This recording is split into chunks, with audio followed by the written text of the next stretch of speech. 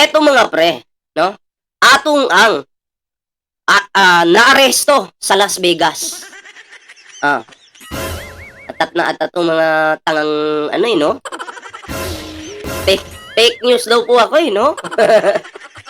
Oh, eto na. Atong ang naaresto pala sa Las Vegas. Kailan po? Oh, yung date na to, November 28, 2001. Oo. So, basahin po natin kung anong nakasulat dito mga pre. Ayan Oh, nadakip. Oh, nadakip na kahapon. Ito ay 2001 pa po ito Oh, November 28, 2001. Okay? Oh, basahin po natin mga tangang mga tangang inutil diyan. Ito So ibig sabihin po, may issue itong si Atong Ang doon sa ibang bansa. Basahin po natin. Nadakip kahapon. Nadakip na kahapon ng mga tauhan ng Federal FBI. Sa Las Vegas, Nevada, ang kontrobersyal na umano'y gambling lord at matalik na kaibigan ni dating Pangulong Estrada na si Charlie Atong Ang. Ayon kay Justice Secretary Hernando Perez, si Atong ay nahuli ng US Marshal habang naglalaro ng casino sa Paris Hotel sa Las Vegas dakong alas 3 ng madaling araw. Ibang klase itong mga mayayaman, Nagsasayang lang sila ng sabagay, pera naman nila yan. Pasugal-sugal na lang sila, ibang klase talaga. Woo! Sana ako din, magsugal din ako. Agad itong na-arraign sa US Federal Court at hindi pinayagang makapagpiyansa. Si Ang ay nakatakdang i-deport pabalik ng Pilipinas, subalit nananatili muna itong nakakulong sa Las Vegas jail habang isinasagawa ang extradition hearing nito na gagawin sa Pebrero 28, 2002. Tagal din pala itong nakakulong. So nakatikim pala ito ng kulong si Atong Ang doon sa ibang bansa. Magugunita na si Ang, dating consultant ng PAGCOR, ay pumuslit palabas ng bansa habang kasagsagan ng impeachment trial ng dating presidente makaraang madawit sa plunder case. Kasama siya sa mga idinawit ni dating Ilocos Sur Governor Luis Chavez Singson na nakinabang sa weteng payula. So, ibig sabihin, okay, etong si Atong Ang, medyo hindi pala sila magkasundo ni Chavez Singson. So, posible po na ang tumutulong ngayon dito sa lumutang na witness ay si Chavez Singson. Abay, malaking tao po si Chavez. Hindi mo basta-bastang babanggain yan. Diba? Oo. Malaking tao po ang talagang kalaban pala ni Atong Ang. Diba? Kung malaking tao si Atong Ang, abay, mas malaki po si Chavez Singson. Ito nakalagay dito. Kasama siya sa mga idinawit ni dating Ilocos Sur Governor Luis Chavez Singson na nakinabang sa weteng payula. Napag-alaman na si Ang ay may negosyong supermart sa Las Vegas. Samantala, inihahanda na rin ang extradition request sa isa pang kaibigan ni Estrada na may kasong plunder na si Jaime Chavez na umano'y nagtago rin sa US. So yun po ito yung maliwanag na naaresto po pala itong si Ang doon sa Las Vegas. Okay? Kaya ganun po yung ating title. Okay ng inan yung mga DDS kayo.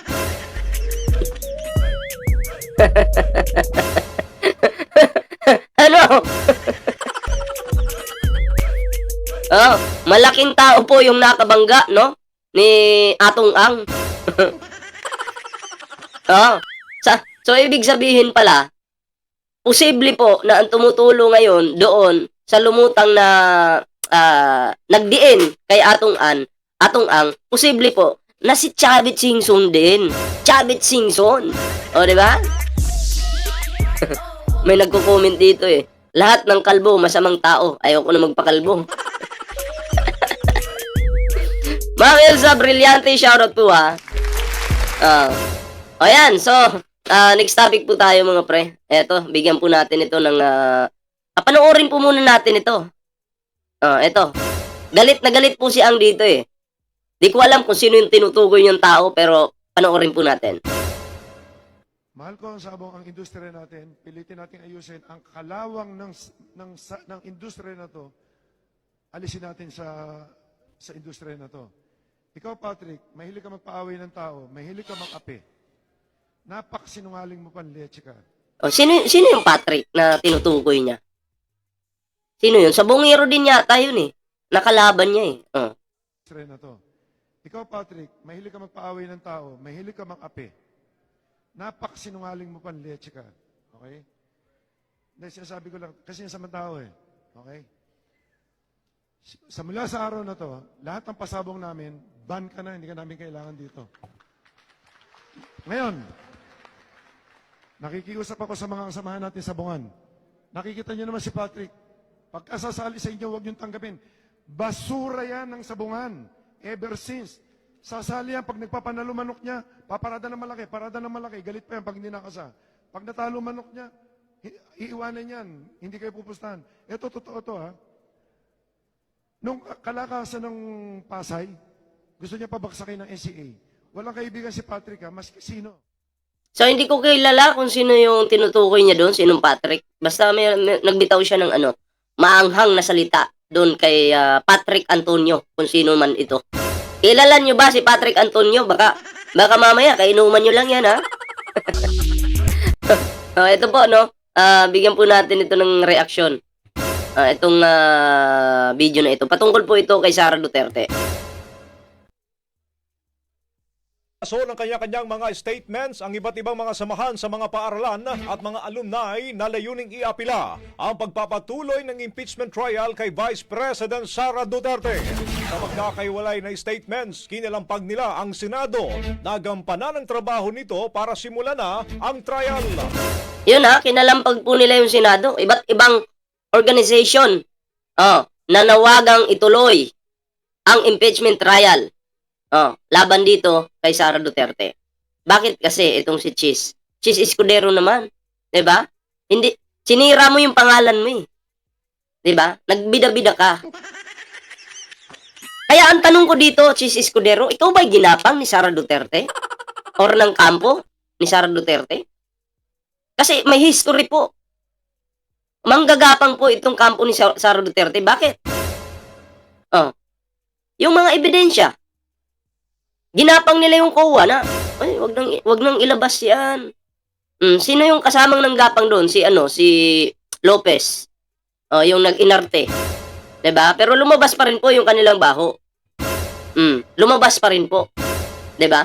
So, ang tanong ko nga po dito, ito ba'y itong si Chis Escudero, ginapang ba ito ng kampo ni Sara Duterte? Kasi minsan magdidesisyon po siya pabago-bago eh, 'di ba? Pabago-bago. At napakabagal po niyang gumalaw, promise. Mabagal pa po sa pagong. Sabi ni sabi ni Glacia de Villa. Gapang pa po. Kaya, mahirap po na magkaroon tayo ng Senate President na pabago-bago po yung pag-iisip.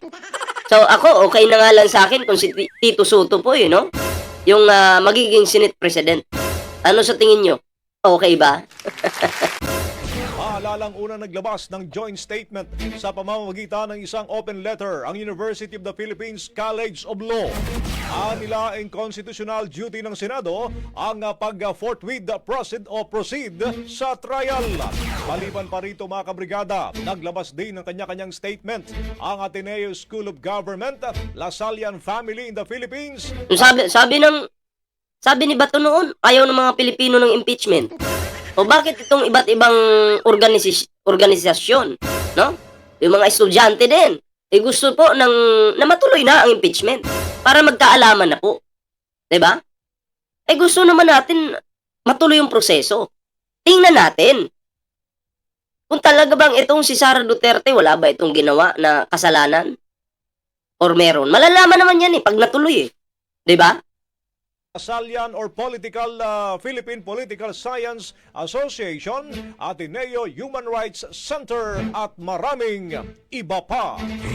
Pwede naman, Ping Lacson, magiging Senate President. or Tito Soto. Kahit alin naman sa dalawa, walang problema kasi mga ano po sila, veterano. So ayan ang impeachment po, no? Sabi nga ni Bukoy, itong impeachment, hindi na po ito mapipigilan pa. 'Di ba? Pero kaya po natin ito binigyan ng reaksyon ngayon para gisahin itong Senate President, no? Para gisahin. So yun naman po yung purpose sa ating reaction dito. Pabagal-bagal po eh. Hindi gumagalaw eh. 'Di ba? Kumpara ka sa mga Pilipino, ay wag mong susuwayin yung batas. 'Di ba? Wag mong susuwayin at wag mong abusuhin yung kapangyarihan mo. 'Di ba? Pero halatang-halata naman na inabuso mo eh, 'di ba? Ay nako, akala ko itong mga senador natin para sa mga Pilipino, hindi po pala. Ano po pala? Makasarili po pala. Inuuna po yung sarili bago po yung mga Pilipino. Gawain po nila yan, eh. 'Di ba? Asan na ba yung isang ano natin dito? Ito po, bigyan po natin ito ng reaksyon na. Ayan. See you in court. Ihahabla ni Alan Bantiles o alias Brown si Charlie Atong Ang matapos siyang idawit ng bilyonaryo sa kaso ng mga di umano'y nawawalang sabungero. Giit ni alias Brown, wala siyang anumang partisipasyon sa sinasabing krimen. Narito ang exclusive agenda report ni Joash Malimban. Magsasampa na rin ng reklamo si Alan Bantiles o alias Brown laban kay gaming tycoon Charlie Atong Ang. Yan ay matapos Hi Ballpoint. Ay, salamat po Alona Alejandro. Salamat po sa mga nag-like dyan sa ating live ngayon. Sa hindi pa nakapag-like, abay libre pong mag-like. idawit ni Ang si Bantiles sa isinumite niyang complaint affidavit kahapon. Kasama si Bantiles sa mga sinampahan ng reklamo ni Ang sa Mandaluyong Prosecutor's Office. Ilan sa mga reklamong kanilang haharapin ay conspiracy to commit robbery, grave coercion at grave threats. Sa isang exclusive interview sa Billionaire News Channel, pinabulaanan ni Bantiles ang mga akusasyon ni Ang. Sa isinumiting affidavit, sinabi ni Ang na pinagplanuhan daw siyang patayin ni Dondon Patidongan o alias Totoy at ni alias Brown. Pinagplanuhan patayin? Isang bilyonaryo? Pagpaplanuhan patayin? Mukhang imposible po yata yun. Kasi itong si Ang, pagpaplanuhan mong patayin, baka ikaw pa yung mamatay. Hindi basta-basta yung binabangga mo, si Atong Ang yan. Maraming connection yan. Maraming bodyguards yan, tapos papatayin. Parang si Sara Duterte lang gusto daw siyang ipapatay, pero yung nakapaligid sa kanya, puro mga armado. Diba? Maniwala po ba kayo dyan? Isang bilyonaryo makapangyarihang tao, pinagplanuhan patayin. Diba? Ano sa tingin nyo? Maniniwala po ba kayo sa mga sinasabi ni Ang? Imposible yun. Kahit nga ako, hindi nga ako siguro. Kung alimbawa ako, killer ako, example lang. Uupahan mo ako para patayin ito yung example lang naman. Para patayin yung isang negosyanteng makapangyarihan. Aba, hindi ko gagawin. Baka ako pa yung mamatay dyan. Baka mamaya ako pa yung mamatay. Di ba? Di yari ako. Kahit pabayaran mo siguro ako ng 1 milyon, hindi ko gagawin yun. Di basta-bastang tao yung babanggain mo. Di ba? Sinubukan din daw nilang mga extort ng 300 million pesos mula kay Ang. Ani Bantiles, wala itong katotohanan at hindi niya alam kung bakit siya idinawit ni Ang sa kaso. Wala akong kinalaman talaga dyan sa binibintang niya sa akin. Wala. Ayon kay alias Totoy, kumpare nila ni Ang si Bantiles at siya raw mismo ang inutusan ni Ang para tulungan si Totoy na umalis papuntang ibang bansa. Wala rin daw kinalaman si Bantiles sa missing Sabungeros operations. Businessman to. Businessman yan at pasabong-sabong din. Alpha member din po siya, ganon? Hindi, ano lang, businessman lang. Matatanda ang inilutang kahapon ng Billionaire News Channel ang ilang larawan ni Bantiles, kasama ang ilang kilalang personalidad sa politika. Kasama na riyan sina Senator Erwin Tulfo at PCO Secretary Jay Ruiz. Pero paglilinaw ni Bantiles, Walang kinalaman yung tao na yun na kasama namin sa party. Lalo na sila si sila Jiroy, sila si ano pa yun nandyan, Erwin Tulfo. Yan, walang kinalaman talaga yan sa ganyang usapan yan sa bungero na yan. Total, alam naman ni Toto yan kung sino sila. Hindi alam ni Toto yung mga tao na yan. Kaninang umaga, dumulog sa Department of Justice ang ilang pamilya ng mga biktima para manghingi ng update sa kaso. Ayon kay SOJ Boying Remulla, malaki man ang kalaban, sisiguraduhin nilang mapananagot ang nasa likod ng missing sabongeros. Ito yung karugtong mga pre, no? Kay Atty. Claire, panoorin po natin. Isang puslit na kuha mula sa isang closed-circuit television na inilabas ng isang CCTV operator ng PAGCOR na si Edgar Bentain. Noong kapanahunan ni Chair Alice Reyes noong 1998.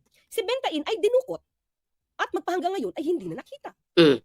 Maski ang kanyang mga labi. Marami ang nagsasabing, toot na ito. Lana. Deads na. Marami nagsasabing, gano'n na. Yari. Ang kapatid at kamag-anak nitong si Bentain ay lumapit sa akin. Lumapit kay Calvento. Kasi paano sila nag-iimbestigate? Ganun sila, ganun ng mga style nila before. Sila Tony Calvento, Montulfo, Ruter, Batigas ba yun? Oh? Diba? Ang kapatid at kamag-anak ni si Bentain ay lumapit sa akin para humingi ng tulong. Subalit hindi na talaga makita ito. Kasamang nakasuhan si Atong sa Sandigan Bayan ng kasong plunder si Joseph at Jingo Estrada at ang abogadong si Edward Serapio dahil sa kickback mula sa 130 million tobacco excise tax na binulgar o Ito yung title ni Atty. Claire, oh. Veteranong journalist, binulgar ang karahasan ni Atong Ang. So, ibig sabihin may karahasan. Nabubulol ako no? Nabubulol ako. ni Luis Chavez Singson. Hindi ba? Kaya itong si Luis Chavez Singson at the time siya yung parang pinagsimulan ng impeachment. Dahil nagsiwala siya, basta meron silang hindi napagkasundoan, natatakot siya sa kanyang buhay. May ganun kwento mga clear. So nung lumabas si Chavez Singson, sinabi na everything about Joseph Estrada. Doon nag-start. Diba? Doon nag-start yung pagpapa-impeach. Magkaibigan si Chavez saka si Joseph. So parang sa takot niya daw sa buhay niya, yun, parang lumabas siya. So buhay pa rin. Buhay pa rin pinag-uusapan. Tumakas ng bansa itong sa Atong nung araw na maalis si Estrada sa Malacanang noong January 2001. Oh, dun, yun yung sa Las Vegas siya nagpunta, dun siya na-aresto. Ito yun. Ito yun mga tangang DDS. Oh, mga inutil. Ha? Ito yung kinontent natin kanina. Lumipad ito ng bansa sakay ng isang Cathay Pacific Airways at nagpunta sa Hong Kong. Matapos ay tumuloy sa US sa Las Vegas, Nevada. Ayun. Naghain ng request for extradition ang Pilipinas at nahuli si Atong noong November 25, 2001. Oh, yun. Ayan na, klaro yan ha. Tanga-tanga talaga tong mga hampas lupang kulangot na mga laman lupa na nagko-comment dito. Mga walang alam, mga bobo. 'Di ba? Mga bobo eh. Tatangan nyo, promise. Kung nalapit lang kayo sa akin, pagsasampalin ko yung utak nyo eh. Naglagak ito ng 300,000 US siguro dollars naman to, no? Bail at nilagay under house arrest. 300,000 US dollars. Laki nun ah. Grabe. Ito, si Ang. Yayamanin mga noon pa. Bago lumisan ng bansa ito si Atong ay isang consultant umano ng PAGCOR sa larong Bingo 2 Ball kung saan tumanggap umano siya ng 500,000 at araw-araw sa ilalim ng kanyang kumpanyang Power Management Corporation. Di pa kasali doon ang mga bonus na nakuha niya mula sa PAGCOR. Ang Bingo 2 Ball ay isang uri umano ng huweteng. Kilala rin si Atong sa gambling world bilang operator ng Masyaw sa Mindanao. Ayon kay Roberto Lastimosa. Drug lord talaga siya. Lord. Gambling. Yari ka, Atty. Claire. Anong drug lord? Baka namang gambling lord. Hindi drug lord. Hindi, nadulas lang si Atty. Claire. Nadulas lang. Gambling. Oo. Hari. Ayun. Gambling. Tapos kasi ito, face-to-face pa mga gambling dito. Natawa ko.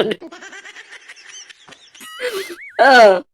Ay, nako. Mga clear pero nauso yung isabong.